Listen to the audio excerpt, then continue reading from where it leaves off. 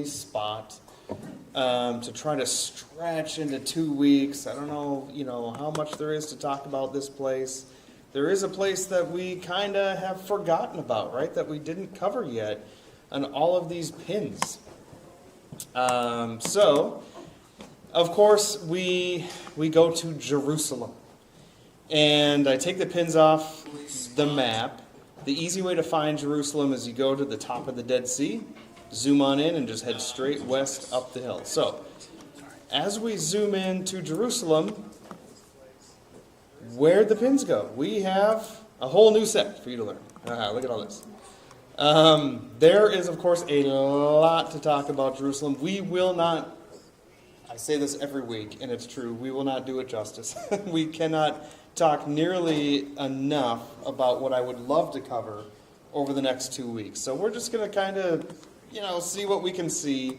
I still think it'd be great if someday, not too far from now, we have like some Saturday seminar or something where we can look deeper into Jerusalem or other places that we couldn't quite do justice and all that. That would be fun. But I've gone back and forth of how to cover and how to address Jerusalem. So we'll just kind of, go where the Spirit leads. We might lean more heavily on the PowerPoint tonight and not as much on the map, but we'll see. We'll see what we do. But first, to give you an overview of the city before we look at, kind of place by place, where do you begin in a city like Jerusalem? Jerusalem is, I will argue, I will die on this hill, it is the center of the world in every way, shape, and form. Jerusalem is the center of the world. And you really want to go to where the center of the world is. You want to go to where you are amongst the people of the world. You go to Jerusalem. Because if any day you're in Jerusalem, the whole world, or people from all over the world, are also gathered there. And it's just, it's amazing. So, let me take the pins off first.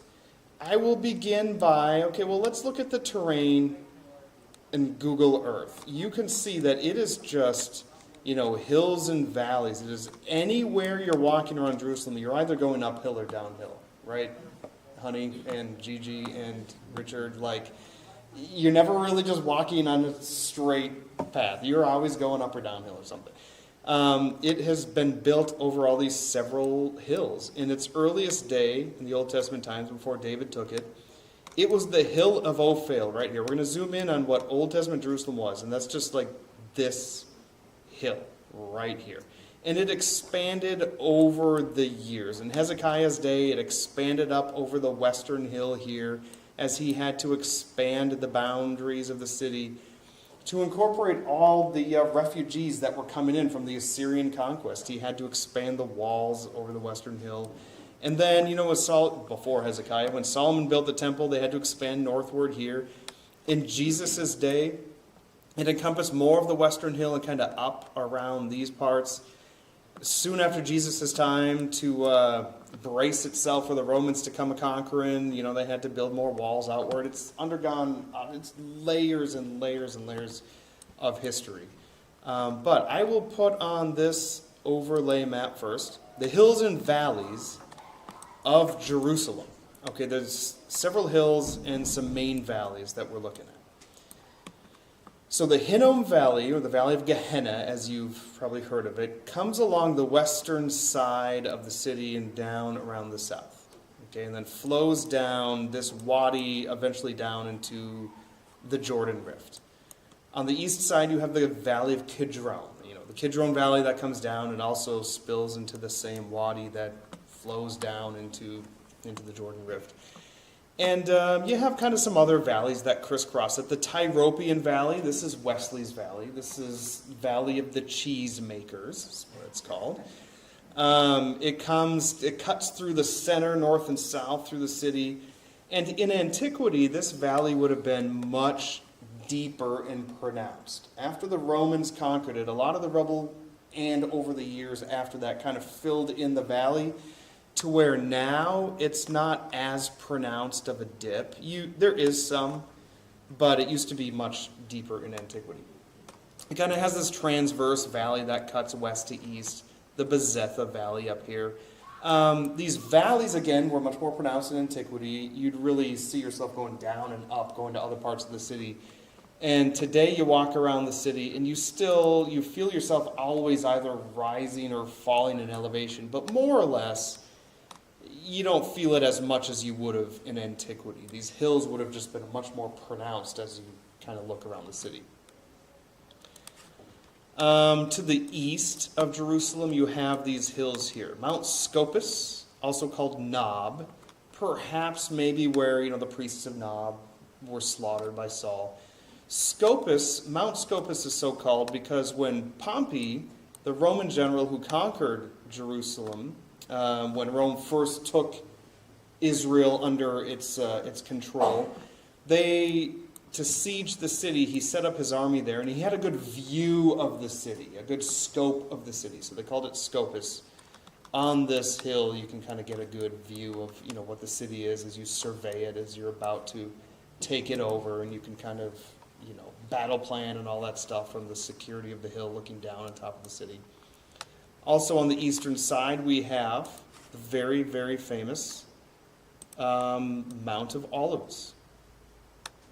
Okay, lots of things happen on the Mount of Olives. And it is directly east of the city. Okay, Josephus claimed that from the Mount of Olives you can look directly through the eastern gate into the Holy of Holies. We might talk about that a little bit later next week. We also have the Hill of Offense down here, kind of these three main hills on the east side. The Hill of Offense is where Solomon built all these high places to his wives and stuff. They call the Hill of Offense. And it really would have been offensive because these high places were higher in elevation than the Temple Mount. That really was Solomon really compromising and building even in a higher elevation these, high places to his foreign wives than the Temple Mount. That really would have been kind of the worst part about it in their mindset. Hill of Evil Counsel. This is where Judas went to conspire against Jesus, and he took counsel with the Sanhedrin and the chief priests and stuff to launch their plan against Jesus. And, take it however you will. What stands on the Hill of Evil Counsel today is a United Nations headquarters, whatever. However you feel about that. The United Nations is stationed there now. So Hill of Evil Counsel, yeah, that fits. Right.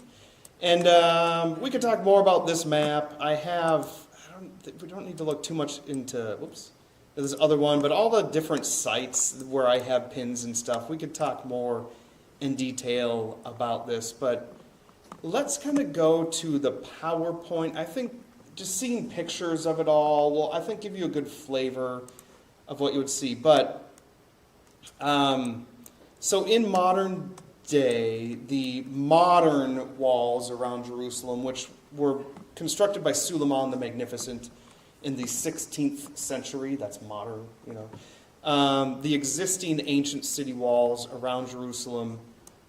I don't know how well you can see my cursor against all this kind of gray and white, but here's the city of Jerusalem. Here's the Temple Mount over here. Let's start northeast. The ancient walls kind of come to the north here and go around. They turn south. We get to the Jaffa Gate here.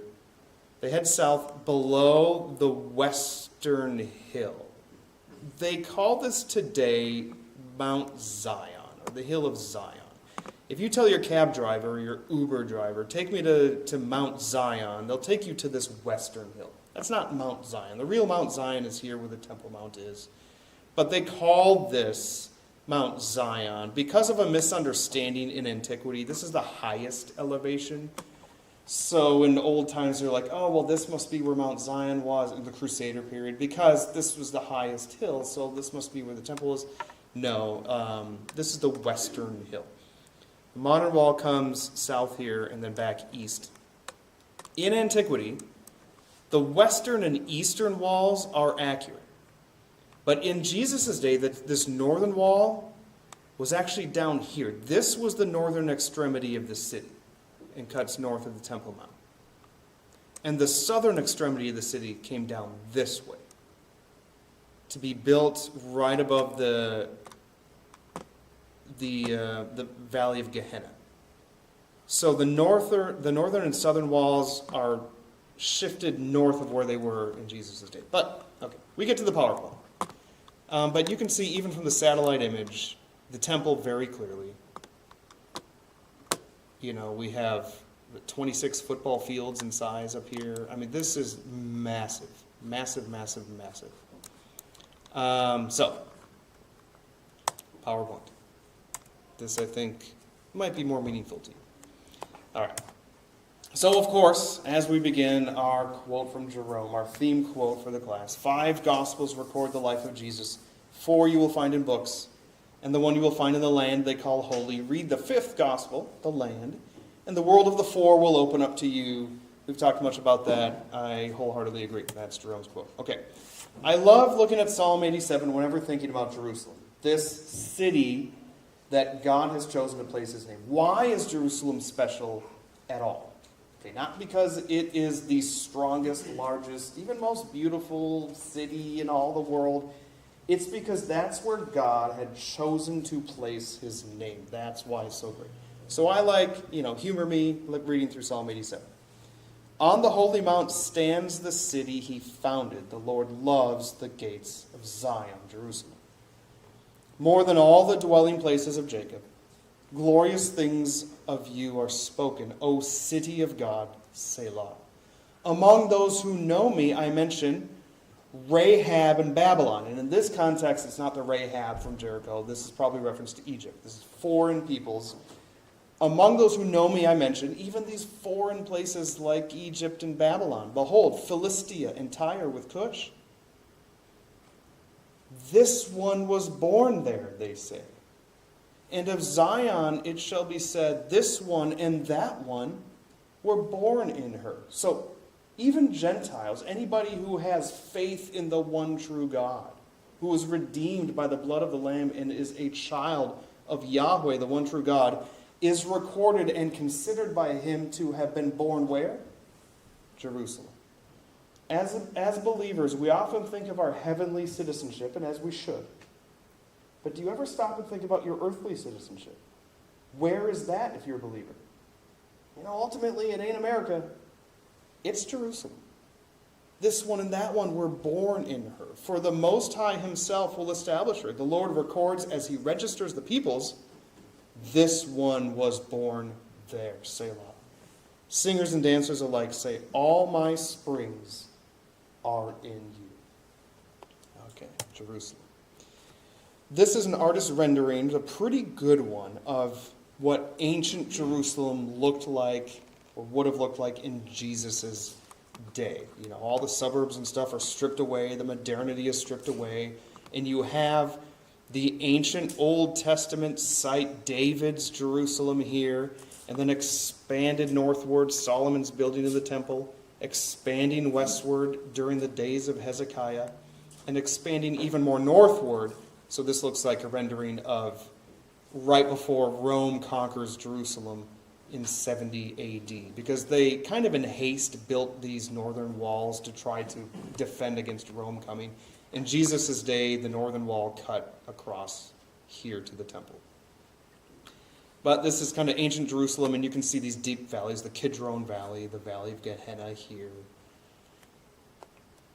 And of how prominent just the temple was that stood out. Even the Romans and everybody were just awestruck by the majesty that the temple was. There was no place on earth like it.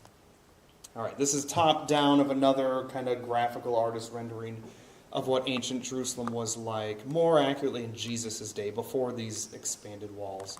Up here is the Pool of Bethesda, John 5, where Jesus healed the lame man. Temple Mount, Fortress Antonia that the Romans built to kind of have a garrison there. Herod's palace was on the western hill. And this is kind of the more, wealthy people lived kind of around here.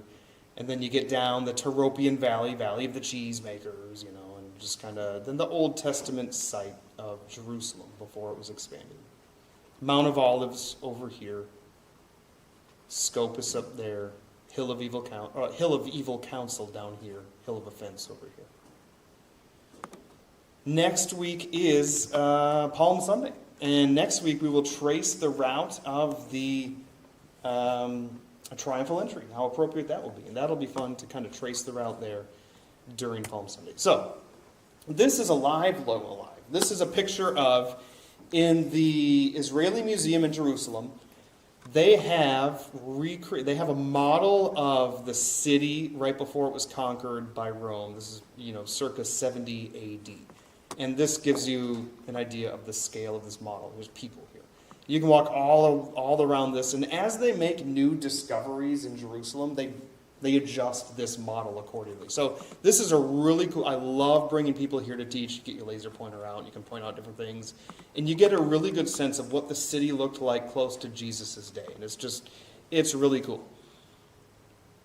And so that's at the Israeli Museum. And they kind of build the terrain as much as they can to accurately portray what the city looked like. And that is just a really cool place to walk around, to kind of see what the Temple Mount looked like.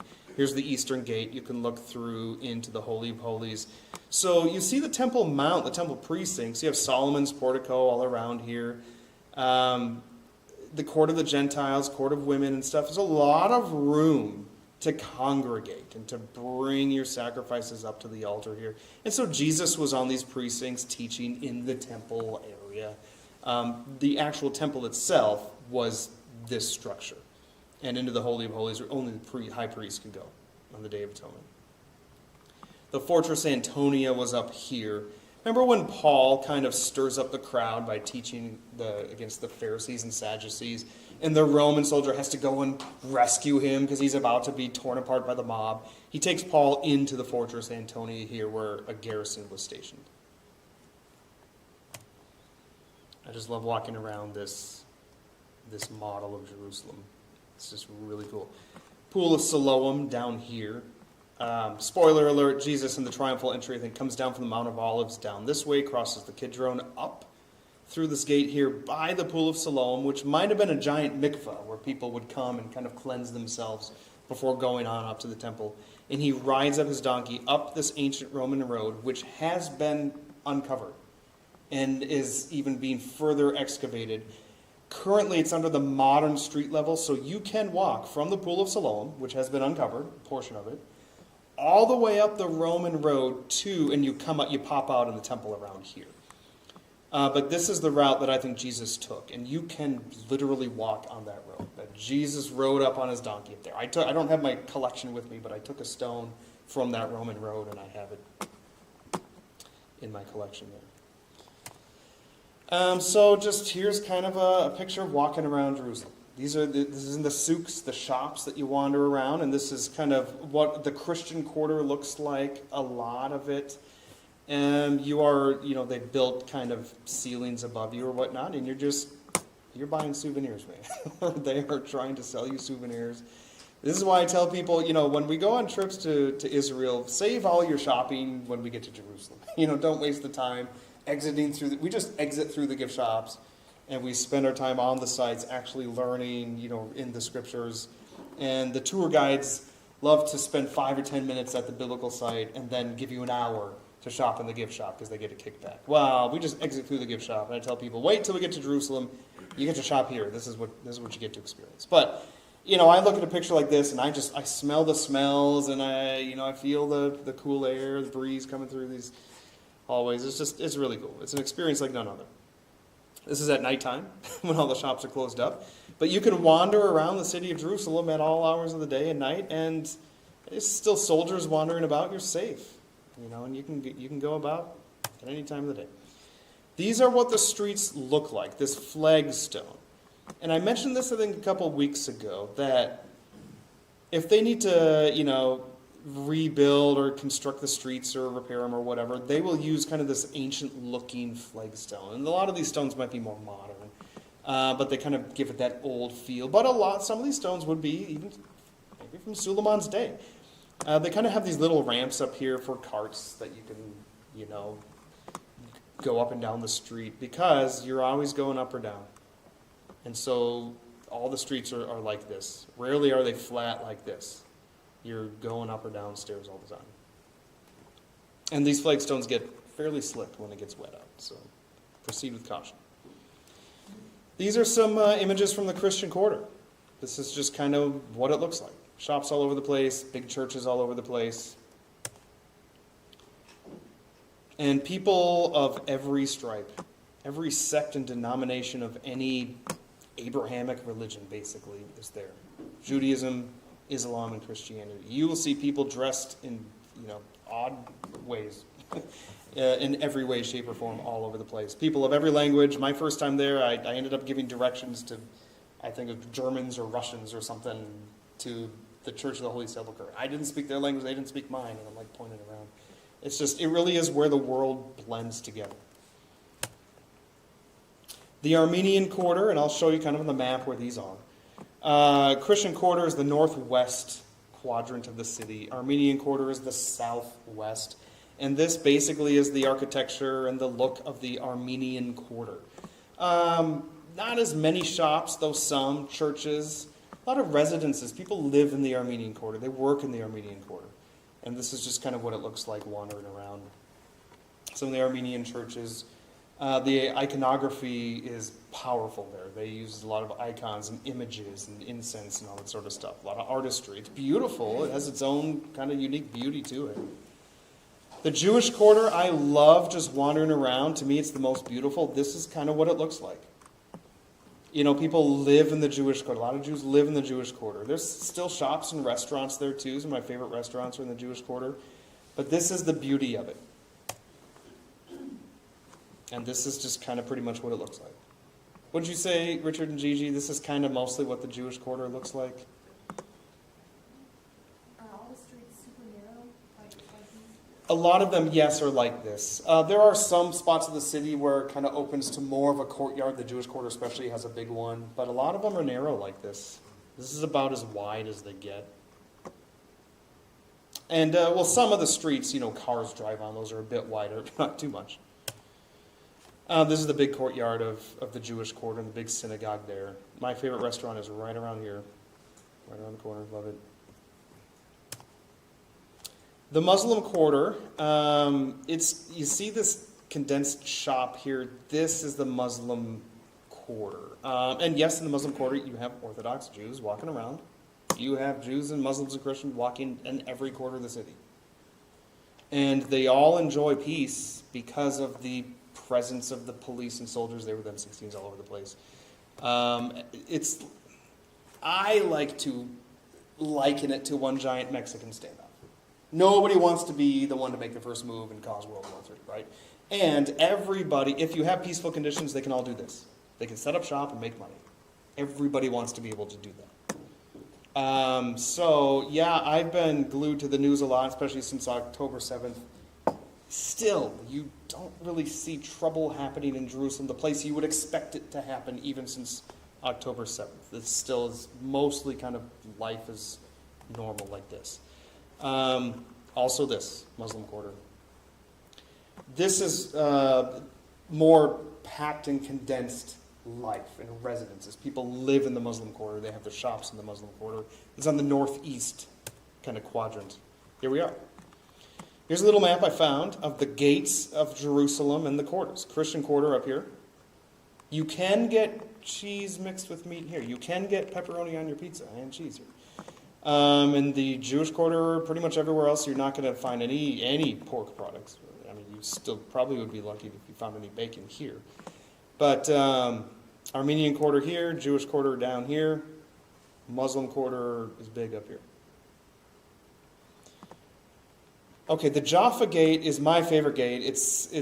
I'll show you pictures of all this. But working our way around. The Jaffa Gate it's always kind of been my main entrance to the city. I've usually stayed in a hotel right around here. It's beautiful. The modern mall is over here, and I love it. New Gate is so called because it's new. It's only, within the last century and a half. Damascus Gate. And, okay, the gates would be named after where they would take you. And I didn't really appreciate this till moving down to Stephenville, but, I'd go to Jerusalem and like, oh, why is it called Jaffa Gate? Because in antiquity, you would go down there to go down to Jaffa. If you go from Jerusalem to Joppa, you go through the Joppa Gate. If you're going up to Damascus, you go through the Damascus Gate, because that's where it takes you. Minnesota didn't really function this way, at least I never thought of it. We moved down to Stephenville, it's like, oh, where does Lincolnville Road take you? Well, Lincolnville. Where does Alexander Road take you? Oh, Alexander. Okay, that makes sense. Stephenville takes, Texas is patterned after, I guess, the ancient way of doing things, right? But it makes sense. Damascus Gate, Herod's Gate, Lions Gate. I'll show you pictures of all this. But here are the quarters of Jerusalem.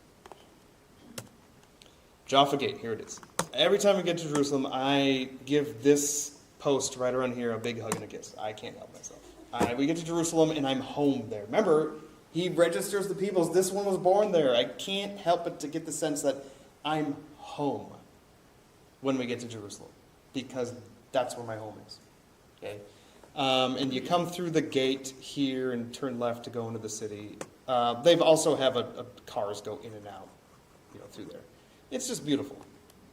These are the Suleiman's walls that he reconstructed from. You will see a lot of Herodian stone in here. So as Rome destroyed the city and over the millennia, what is there with its rubble and stones and stuff, Suleiman came in the 16th century and secondary used all that stuff. They would take the stones and he would use the very building material that was there from Jesus' day and prop them back up. So the walls are reconstructed over 400 years ago, but it's using the same material by and large that was there from Jesus' day. This is Jaffa Gate as the cars can come in. The picture we just looked at is kind of to the left there. This is the entrance to the city. This is a store. All the gates are storied. They have layers of history of their own. It's beautiful. This is now coming in from the Jaffa Gate. There's a road that leads up here towards the police station and my favorite coffee shop in the world, the Christchurch Coffee Shop. This picture is taken kind of with the back to Christchurch Coffee Shop. This Tower of David has nothing to do with David. We'll get into that. This is a postcard from the late 1800s. Of how the Jaffa Gate looked like at the time. This is the Tower of David. Has nothing to do with the Tower of David. But it does have to do with Herod. This is the base. The Tower of David, what they'll point to now, is actually the base of the Tower of Phasael, one of the ones left over from Herod's palace. So the Tower of David Museum is actually the remains of Herod's palace. This is right next to the Jaffa Gate. This has nothing to do with David. None of this part of the city was built up during David's time. Okay. They call it the Tower of David. There became tradition that David was buried on the Western Hill, not a chance, and that this was some tower associated with David, not a chance. But this is actually Herod's palace. And this is looking up at the Tower of David, the remainder of one of Herod's towers. So in Herod's palace, he built a few towers and named them after his beloved wife that he had murdered because he loved her, and his brother Phasael, who he actually liked. But one of the best places I think you can visit in Jerusalem is to do the Tower of David Museum walk. And I think I might have a diagram here. This is a picture I took at night looking up at the Tower of David. This is the road that comes in from that Jaffa Gate. Christchurch Coffee Shop is right over here. This is the Tower of David. Here's the police station. Here's the kind of the map of the Tower of David Museum. It's Herod's palace, right? But that's why it's cool, because it's Herod's palace. I mean, this is, I'll show you later next week, but right on the other side here is where Jesus was tried by Pilate. But you can go through here, Phasael Tower, all this sort of stuff, and you can walk through. This museum is set up to kind of show you the layers of history through Jerusalem's history. And it's really, really cool and worthwhile visit. So it's just awesome. This is looking down from the Tower of David into the interior of where Herod's palace was. And when I was staying in Jerusalem my first time, I'm tired, it's my first night, I'm wiped out, I fall asleep, and I keep waking up to these enchanting, haunting musical sounds, right? This, like angelic choirs. Of course, I'm in Jerusalem my first time ever. I'm waking up like, the rapture's happening. Like, this is my time. It's like, I'm confused, I'm tired, I'm jet lagged. By that time I'm not jet lagged, but I'm bus lagged. And then I'm like, what's going on? I'm in Jerusalem, here it is. But, little did I know at the time, they have laser light shows that they do against the walls of the Tower of David Museum, and they have this haunting music. And when you're tired like me, in my defense, you think the rapture's happening. It didn't, but whatever. My hotel was right across the street from the Tower of David. all that to say, though, I will tell you about what's known as Jerusalem syndrome. Okay, this, if you are a psychologist or psychiatrist or anything, you may know of the Jerusalem syndrome, if you've ever heard of it. This does happen to people. People that get caught up so much in the euphoria of their religious experience. People that go to Jerusalem, they snap. And sometimes they lose it. And they convinced that they are King David or Jesus himself or something. You just will have crazy people going out throughout Jerusalem thinking they're David or Jesus because they're so caught up in their religious zeal that they lose it. Okay, that did not happen to me, but that does happen. It's called Jerusalem syndrome. Okay, the Glory of Hotel is where I stayed. This is kind of right across the street from the Tower of David Museum. This was our hotel. Just pretty cool looking. The ramparts, you can walk around the old city walls, Suleiman's walls, the modern walls, and you can just kind of walk through around most of the city. They make you get off at some point. You get into the Muslim quarter. They don't want you going any further from there. But you can kind of walk around the ancient walls and just get a good sight of the city, both on the inside and on the outside. This is the ramparts walk. This is looking down in the Damascus Gate. If I were to zoom in, this is a picture I took when I was talking with some Israeli soldiers up on the ramparts. And, they were asking me about America. I was asking about life as a soldier in Jerusalem. And he said, this was right after, this was not 2020, but this was not too far before that, when some anti-police sentiments were flaring up in the United States. And so we were kind of talking about that with the soldiers.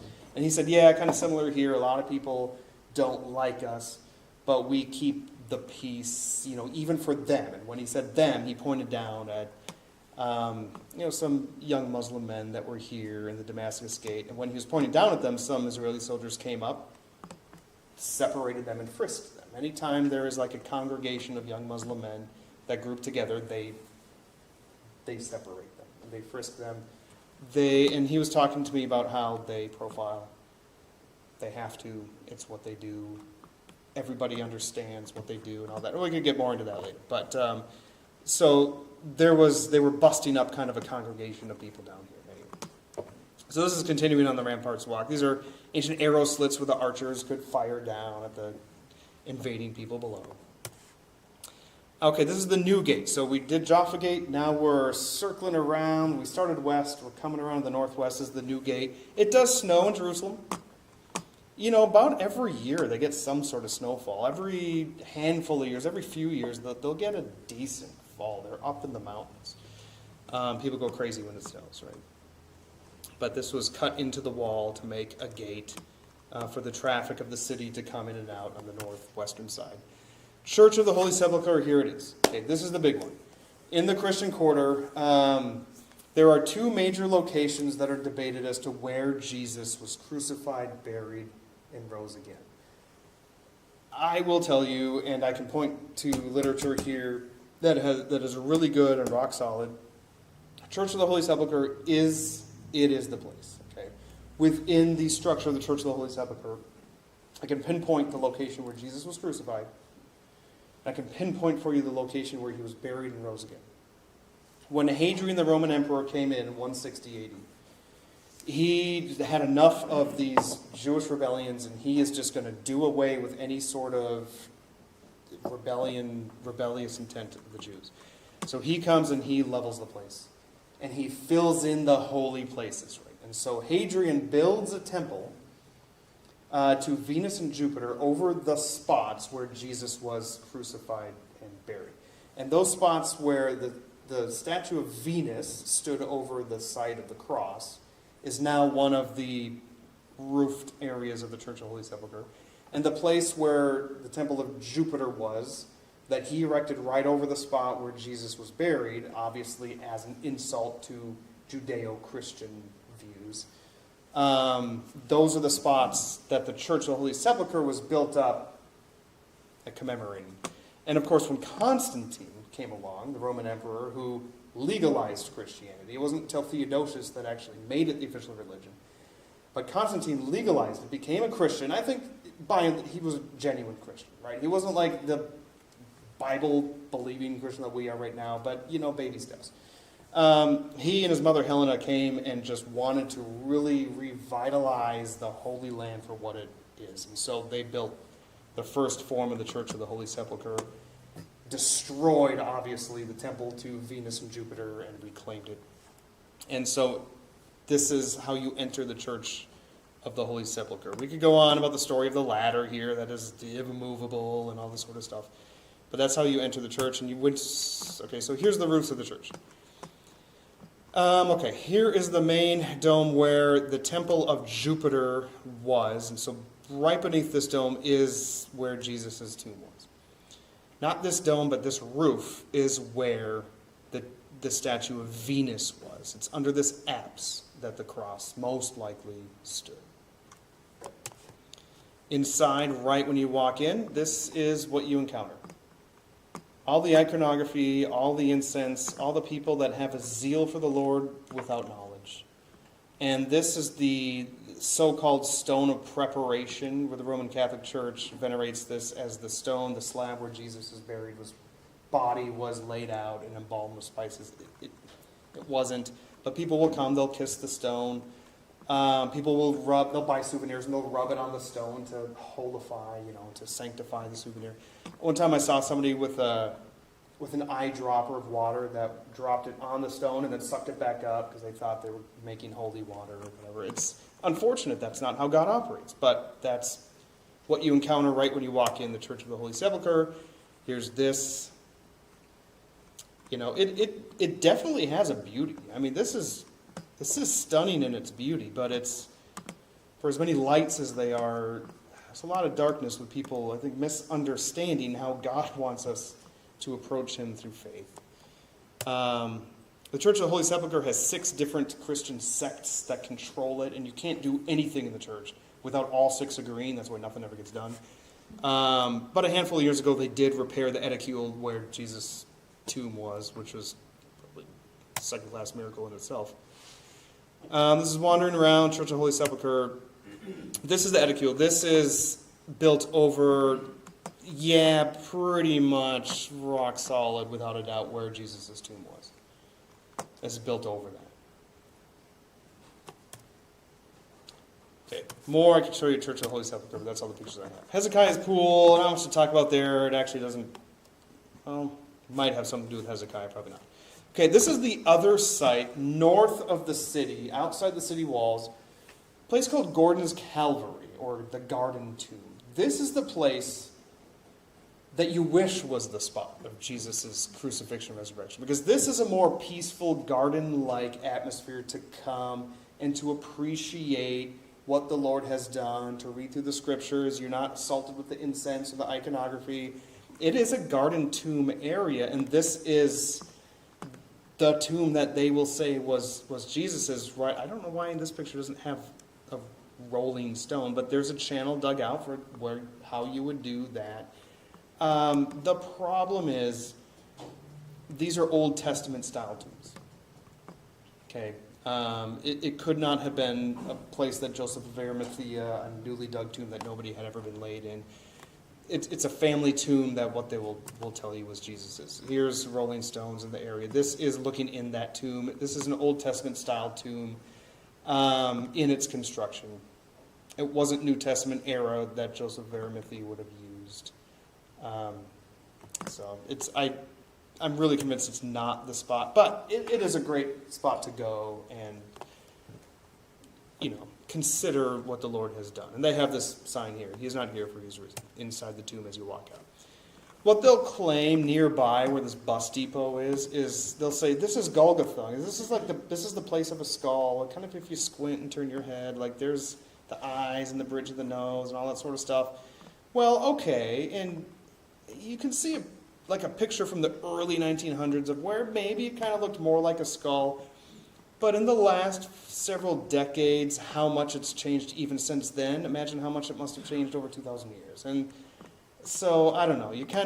I think it's kind of forced to say, well, this looks like a skull. That was the place with a skull. I don't think so.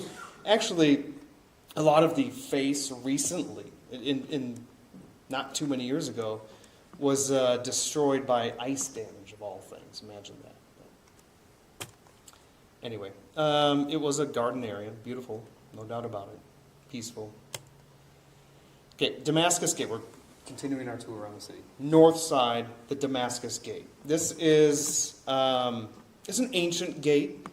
So they have this gate here that you would leave to go to Damascus of Syria. This enters into the Muslim quarter. And there's this courtyard here, people setting up their stands and stuff. The ground level used to be, if you can see my cursor, here. As you can kind of tell, like there's a ground level there. It used to come up here, come just shy of this opening, and cover what you see here. They've recently dug down and uncovered, this was the actual ancient Damascus opening. This was the gate that maybe Paul used to exit to go towards Damascus on his encounter with the Lord. But for the longest time, this is underground, and you're just assuming, oh, this is the ancient, well, okay, it's built up over the years, but this is what happens in Jerusalem. A lot of biblical history is still under your feet. So there are sections of the city that then are like, oh, that's below street level. So they've dug down into the biblical level, and some is at the biblical level. It's layers of archaeology. This is what it looked like in history. This is a picture, I think, from the late 1800s. You can tell that it was still below ground where that ancient opening was. So here it is, modern day. Here it was just over 100 years ago. A lot is just underground until they uncover it. Solomon's Quarry nearby the Damascus Gate, also called Zedekiah's Cave, tradition where King Zedekiah tried to flee from the Babylonians as he ran through the cave, but there was some goat or something, a deer that was running off topside as he was running below, so Nebuchadnezzar was like, oh, there he is. But this was an area that Solomon used as a quarry in a lot of his building projects, and you can tour this now. Herod's Gate, continuing our circuit around the city. I think I have a picture from antiquity here. Not too much different as you can see here. I mean, this main opening, this side opening from way back when is still pretty much more or less the same. Pool of Bethesda. So this is the kind of that northeastern corner that I showed you before in the artist's rendering. This is outside the walls in Jesus' day. And this is where a lot of people would gather. Remember, he heals. This is John 5. If we had more time, I'd walk through this passage with you. But the lame man couldn't get in, remember, because his reason, I'm lame, I can't really move very well. Anytime the water starts stirring, that's an angel stirring it up. And the first person in gets healed. Well, kind of funny if God works that way. It doesn't really seem to be how he operates. And so if you read carefully the flow of the narrative of John or Jesus isn't endorsing that false notion. It's just that's the guy's explanation of why he wasn't able to go in. So why there was bubbling up of water is there were, the Romans piped water underground into this pool that sometimes when water traversed it, it would start bubbling up. And so the superstition came to be, oh, that's an angel stirring the water, first one in gets healed. Well, that's not how it worked. But this is where it happened, Pool of Bethesda. And you can visit this today. Stephen's Gate, continuing our circuit around. So this is probably around, 2 o'clock now? Yes, this is one of the many gates into the cities. This is famous kind of for its lion carving that it has. Gates into the city. This is it in antiquity. Still the lion carvings here. As you can see, pretty similar to how it's always looked. Well, always looked in the past couple hundred years. Broad Wall. Okay, this is a portion of the city in the west side, on the western hill, that when Assyria came a-conquering, remember 722 BC is when Assyria conquered the north, a lot of refugees were coming from the rest of Israel into Jerusalem. So Hezekiah had to build and expand the city outward and build big walls to try to withstand the eventual siege that was coming. And this is part of the wall that they've uncovered. This was Hezekiah's expansion. You can see how wide they made the wall. They would build this kind of two-sided wall, fill it in with a bunch of debris, and so you would have this that could withstand a battering ram. If you have a battering ram on the outside, you're not getting through this. And it was, much taller. They have the kind of this plaque here, like, oh, this is how tall it used to be. So this is part of Hezekiah's broad wall on the western hill. Okay, this is the Cardo. So when Hadrian comes, and after the Bar Kokhba revolt, he's like, we're done with these Jewish revolts. We're going to come in, we're going to level the city, we're going to kick out all Jews, spread them all throughout, and we're going to make this a fully Roman city. He renames it Aelia Capitolina. And it's a thoroughly Roman city. He redesigns it according to how Roman cities looked. They have their own kind of city planning and architecture to them. And this is uncovered. The Cardo was kind of the main thoroughfare of a Roman city. And this is it. I mean, this is Hadrian's Aelia Capitolina Cardo. And here's a mural that depicts it continuing on, shops on either side. But these pillars are left over from his time. And this is walking through the Cardo up to kind of modern street level up here, but they've dug this down, and I took this picture here after walking through the modern Cardo. It's in the Jewish quarter, super nice, kind of luxurious shops. This is where you buy your Rolexes and stuff. And then you come out here into this ancient Cardo from Hadrian's day, and then up these staircases to a pretty cool burger shop that's there now, actually. Nice little bakery too, a patisserie. Remember, John, how we went there? The patisserie as we were wandering around. Pretty cool. And this is in the Jewish quarter, the nice shop. Oh, Ahava, sweet. That's where we can go get our Ahava stuff next time. Good skincare products. The Cardo at night. Okay, the burnt house is a house that they uncovered during what was probably Rome's destruction of the city. A lot of these things were burnt, and they found a skeleton down there and stuff. And I think it was a mother and her child that they figure was trying to fend off some Roman soldiers, and they died kind of in this position of trying to fend themselves off. It's just, you dig anywhere in Jerusalem, and you're coming up with stuff like this. The Zion Gate is very interesting. I think it was the 67 war. Israel had to come into Jerusalem to reclaim all of it from Jordan to take the whole city. And what they had to do, they've left all the bullet holes here. I don't know if I have a better picture. These are all bullet holes. The assault that they had to unleash on the city to take it over on the Zion Gate, southwest corner of the city, they left this intact as a constant reminder to what it cost to take the city. A lot of other parts of the city they've rebuilt or whatever, or cleaned up, but here they've left it as a testament to what it cost. Zion Gate Street. Church of the Dormition. All right. How much do I want to get into that? Commemorates Mary, of course. What to do? By the Church of the Dormition. David's tomb has nothing to do with David. Remember I told you, tradition has it David is buried on the Western Hill. He was not at all. He was buried in the Old City, which I'll show you David's tomb later. Actual one. This great statue of David here outside the Church of the Dormition. And what is commemorated as David's tomb is actually, this is the courtyard and the first story of it. The second story of this structure, David's supposed tomb, a lot of Jews do revere this as David's tomb. They come to worship here and they think it is David buried here. But looking up at the second story is very important to us. This is built over, and you can read more about it in Joel Kramer's book, Where God Came Down, and Titus Kennedy's book, Excavating the Evidence for Jesus. This structure is built layer over layer over layer over what originally was, what they assumed to be, and I think correctly so, was the upper room where Jesus had celebrated the Passover, the Last Supper with his disciples. Tradition has it might have been Mark's mother's house, and she was fairly wealthy. It was a large furnished upper room. And so in this room, this isn't the actual structure or anything like that, but this is a place that's built over the spot. And this is in the second story. So this is the upper room airspace, as I call it. So we like bringing people here and kind of teaching through the Last Supper and kind of reenacting it and people reclining at table and all that sort of stuff. It gives you a good sense of what happened and the meaning of that. And this is the airspace of where it happened. St. Peter's Church is close by on the Western Hill.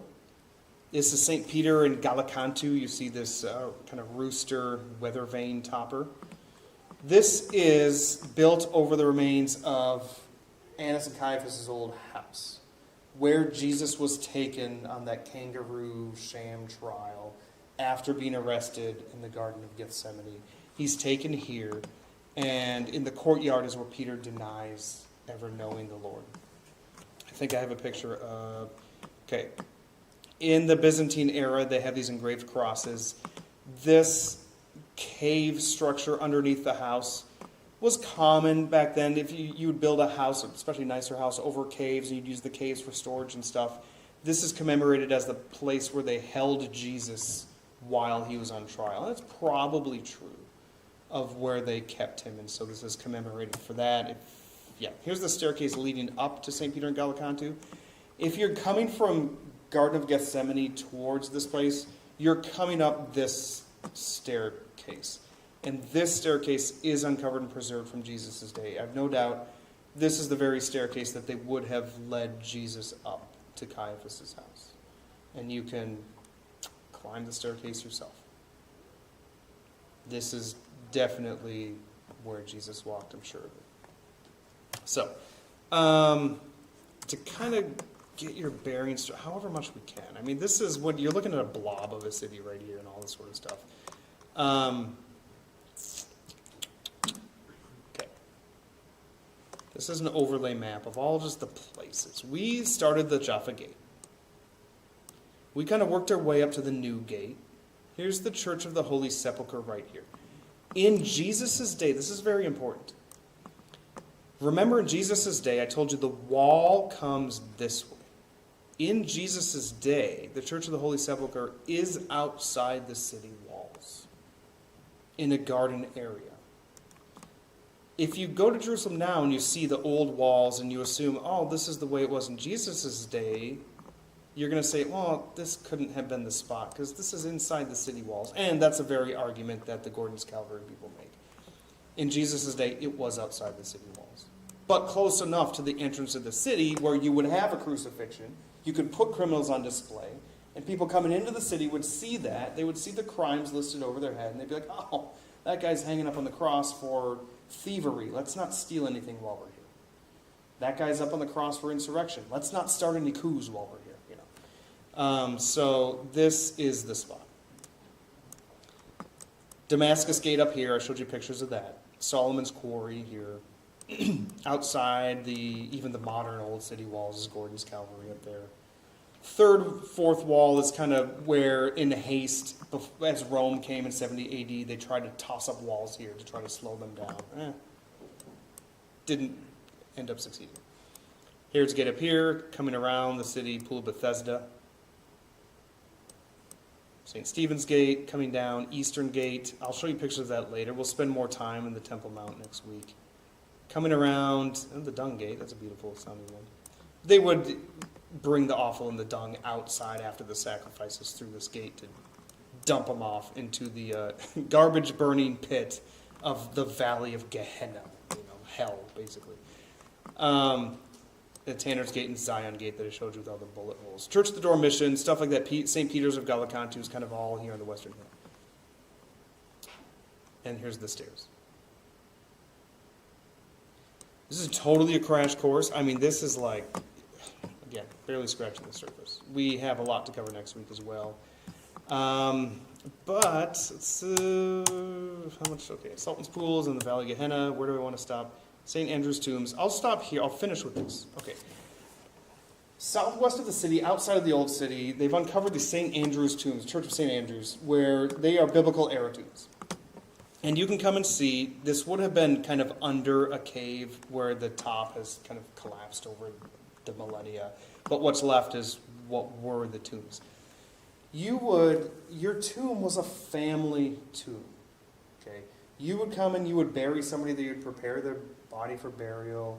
You would leave them there. A year later, you would come back. You'd roll the stone or whatever. You'd come back, and you would gather them to their fathers. You'd gather their bones, and you'd put them in the bone pit down below, where all the rest of your ancestors and stuff are also their bones are. And they're just gathered to their fathers. So we see in the Old Testament, like, then he was gathered to his fathers. That's kind of what it means. He died. Let's see. I have, yep, and so you would come down into the tomb here. And this was, yeah. So this would have been covered, a ceiling above here. This was the entrance to, this is the Old Testament tomb. Okay, New Testament tomb, you had like slits into, shafts into the walls. That when you said New Testament tomb, that's what it looked like. But here, you would have this bone area under here that the place of preparation, I have my friends laying here, yeah. So all of this, this kind of platform around the tomb, you'd come in, remember there's a ceiling here, you'd come in. And you'd have these head holds, 1, 2, 3, 4, a few over here, maybe 1, 2, 3, 4, 5, whatever. However many people in your family are dying at a time.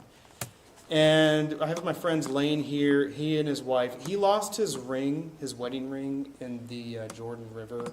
I think she might have actually killed him, because for that. But this is my friend Jim and Brittany. And they're laying down, kind of reenacting. You'd prepare the body there, and you'd rest their head there. And a year later you'd come, you'd gather the bones.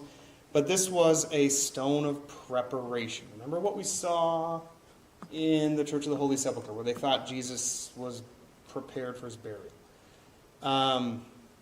Yes, this is a very Old Testament style tomb. So I'll finish with that. This is a lot. Any questions at all?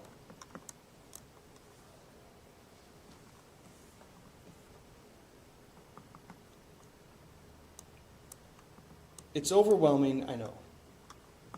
And when we are in Jerusalem together, we will spend some days here. Now, when we plan together what our trip will look like, I'm going to make sure that we spend days here so we can scratch the surface a little bit more, right? And so we can have coffee at the Christchurch Coffee Shop. Actually, I think I'm such a nerd, I have a pin for the Christchurch Coffee Shop right here. Yeah, this is really what matters, right? Yeah, here it is right here in all of its glory. So we will dine together. We will have coffee together. We will shop together. And there's only so much you can see in Jerusalem in one visit. So I'll have a list of like, here's what you should. We'll make sure that we have like afternoons and evenings of free time that you can just go. And you can just explore and wander around. There is no shortage of things to see. Any thoughts, questions? All right, let's pray. Father, we love you so much, and we thank you for the city that you have chosen to place your name. Father, we thank you just for how you've worked in the past, how you work in the present, and how yet you will work in the future for your glory, even for our benefit. Father, we just pray that we would approach you through the truth of the Scriptures, that we would come to know you more, and as we look into curiosities and bits of information, that we would allow those things not only to sharpen our minds so that we can better understand you as best we can, but that it would soften our hearts, that we would come to love you more and live for you better. In Jesus' name we pray. Amen. All right, thank you, everyone.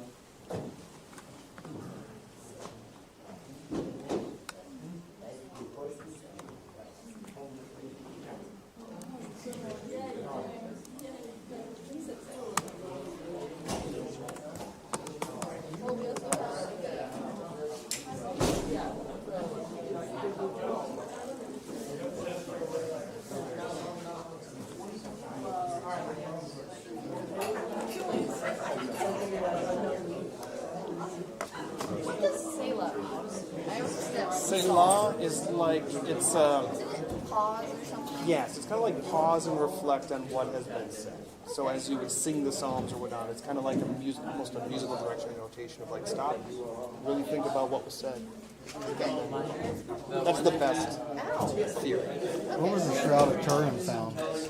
Turin, Italy. Was it? It wasn't found in either one of those tombs. It's not. it's not Jesus. There's really no chance that it's Jesus. Yeah, not found in one of those tombs. Now, I'm sure they'll I didn't know say if it was this found in one of those Jerusalem. tombs. This was the tomb. Yeah, it was discovered in Turin, but the story behind it is like, oh, this came from Get that in stream. I need to tell someone else how to do this. In I was stream. thinking about that when you were talking about tombs.